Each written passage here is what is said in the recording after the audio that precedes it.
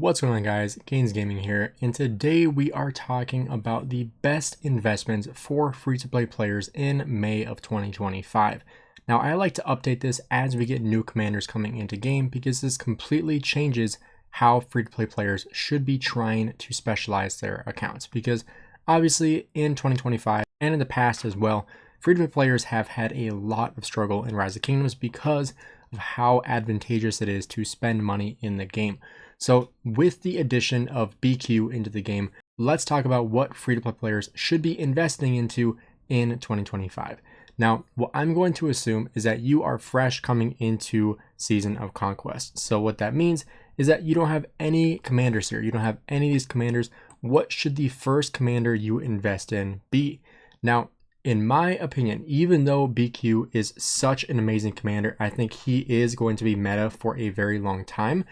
I don't think he is the number one investment. And the reason why is because you still have Luce.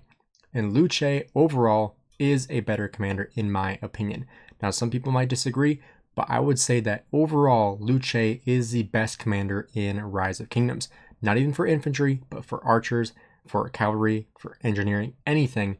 Luce is king. He is the absolute best commander in Rise of Kingdoms as of right now in May of 2025. Now again, some people might disagree with that, but I have a pretty bold stance, pretty rock solid that Luce is the best case scenario for literally anybody because you can run him with just about anyone and trade absolutely phenomenal.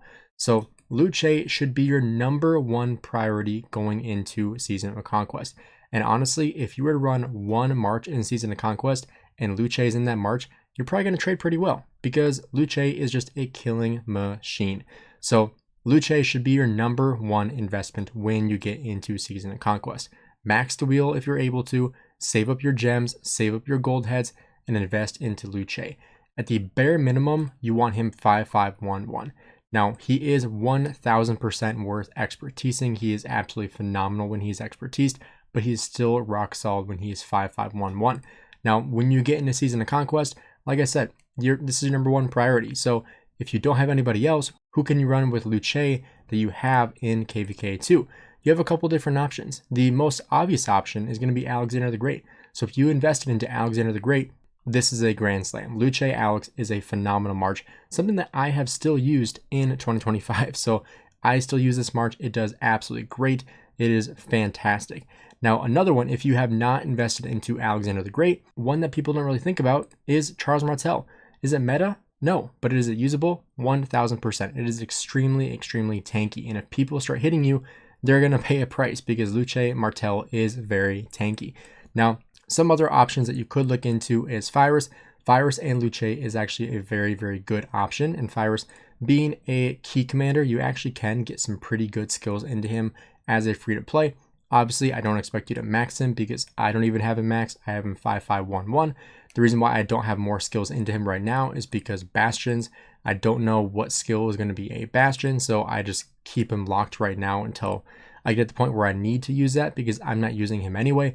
But if you were to use him, he would be a great option with Luce. And the third option I would recommend would be Bjorn Ironside. Now, this is obviously a very low cost of entry, low barrier of entry for using Luce. But Bjorn Ironside is kind of like Alexander the Great. He has an instant proc damage.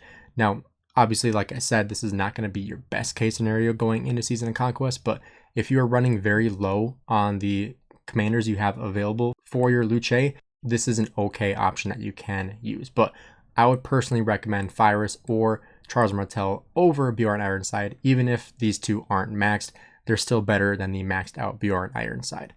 Now, when you get into Season of Conquest, I would recommend, like I said, first Luce, but the second commander you're going to expertise is BQ. The reason why is because he is the future of Rise of Kingdoms. They are very obviously showing that smite damage is the future for infantry. And BQ and Luce are by far the best march in the game right now. I don't even have BQ expertise, but this is the best march in the game. Without a shadow of a doubt, smite damage going all into the pincer formation, going full smite damage, that is the way to go for infantry in 2025 and beyond. And I'm sure if you're watching this in 2026 and the future, we probably have more smite commanders out and he's going to be fantastic with all of them. So in my opinion, your number one expertise is going to be Luce.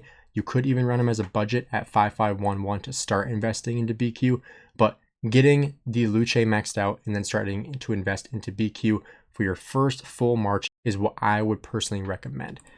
Then when we take a look at our next options, so I'm going to say this right away, don't invest into archers. Now that's kind of bold, but as of right now in May of 2025, archers are not good for free-to-play players. They're not even good for good spenders because they get melted.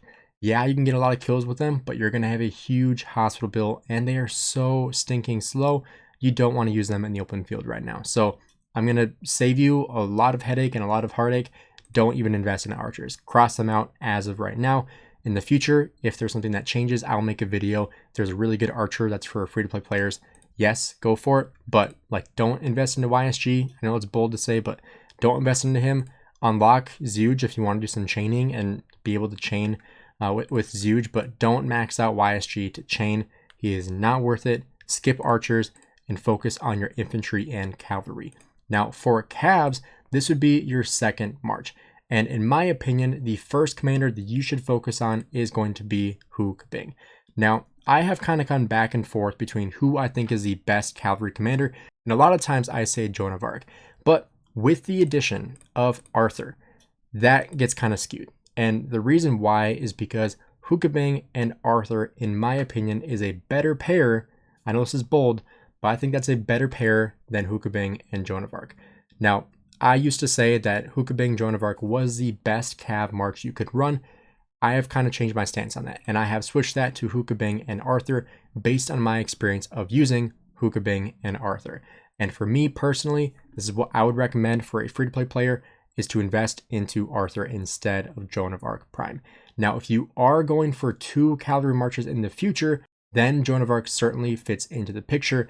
And then I would recommend going first Hu Bing, second Arthur, third Joan of Arc, and then if you want to get kind of risky, you could go Nevsky, but I personally would advise you not to, because I feel like we're going to have a Cav commander that replaces Nevsky within the next year or so. So if this is your long-term strategy of having 2 Cav marches because they're super fast and the gear is really good and you just love cavalry, wait on Nevsky. Don't bite the bullet yet. Instead, focus on the 3 that I think are going to be here for a very long time, whereas Nevsky, we can't really guarantee if he's going to be here for a very long time. And the other reason why Nevsky isn't as good of a commander for free-to-play players is because he really benefits the most when you have 5 marches on the field. Really, when you have more than 3, he gives a lot more benefit. But with Nevsky, like as a free-to-play player, you're probably not bringing more than 3 marches into the open field. So you're not really getting that full benefit from Nevsky. Yes, some of your allies are, but you are not getting that benefit. And the reality for free-to-play players is that even if you're telling your leadership, like, hey, I'm benefiting the open field, like I'm bringing Trajan, I'm bringing these commanders that are buffing everybody, but your stats suck, they're going to kick you out because your stats aren't good enough. You're not getting enough kills. You're not contributing enough. Even if you're using commanders that are buffing your allies, leadership is going to say, well, this is how many kills you got. This is how many deads you got. Like, you're out. You got to leave. You got to migrate. So I tell free-to-play players, you have to play selfish in a lot of circumstances, especially as a free-to-play, because your stats are going to be not as good. So if you are focusing on buffing your allies, yeah, that's great to do, but you're going to get kicked out of your kingdom in most circumstances. If you're in a competitive kingdom, you're going to get kicked out. So you have to go for commanders that are going to do more damage in the open field and get you more kills, because your amount of time in the open field is going to be very limited with your speed ups, especially as a free-to-play player. So you need to focus on the commanders that are going to get you the most amount of kills in the shortest period of time, and that is not going to be with commanders that do more buffing than doing kills. So focus on the commanders that do the most killing. And the last pairing that I want to talk about for free-to-play players, and this is really going to be, so-so for a lot of people. Some people might not want to do this, but in my opinion, I think it's actually a really good idea, is engineering. And the reason why is because you can have not so good technology, you can have not so good gear and trade 5-1. And I'm not even exaggerating. Like, I ran Gajamada with like 5-1-1-1 with like full blue and white gear and was trading 3-1. And even on my alt account, I have a ranged alt account that I play on, and I have marches like my John is, I think, 1111 when I first used him. He was still trading fantastic. So having an engineering march could be very advantageous for free-to-play players. So out of all these commanders that we have right now, maybe in the future we'll get more, but as of right now, what are the best two? Well, the two I have expertise. Gajah and Gonzalo are your two best options for free-to-play players. You want to run the Gajah primary. This is going to keep you tanky, it's going to keep you healing, it's going to keep you in the field the longest, and you're going to punish the enemies when you get surrounded. So this is by far the best option for free-to-play players, is running Gajah and running Gonzalo secondary.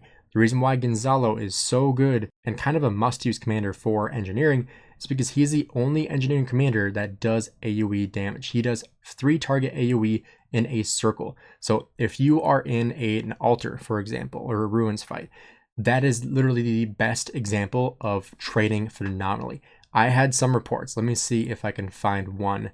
I believe I favorited one. Yeah, here we go. So these aren't even in an altar. This is just at a pass. Literally, like, I have my other marches out fighting, and I just have this march sitting here, just collecting kill points. And you can see how fantastic that is. 1.1 to 260, 6.8 to 2 mil.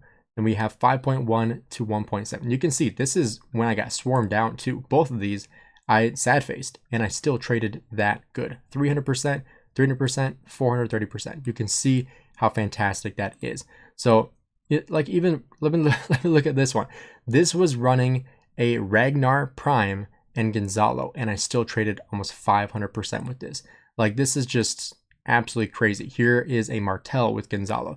So even if you're not using the meta commanders, you're still going to trade great. And that's just the reality of Siege, is that you can trade really, really, really well even with bad commanders. Even with bad gear, you're still going to trade really good as of right now in Rise of Kingdoms. So I think that it's a good idea to run Siege with a free-to-play player because it's a very low barrier of entry and you're just going to trade really, really well. So if you want to run a budget march, you can run, you know, like a 5-5-1-1 Gajah and then just a 5-1-1-1 with Gonzalo. I think that would be a good start.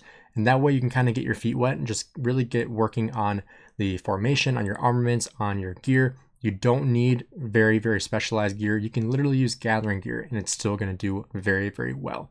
So that's what I would recommend. Let me know what you guys think down below. If you have any tips for free-to-play players, or in your opinion, what do you think are the best options for free-to-play players in May of 2025? If you guys enjoyed the video, do me a favor, drop a like and subscribe, and I'll see you in the next video.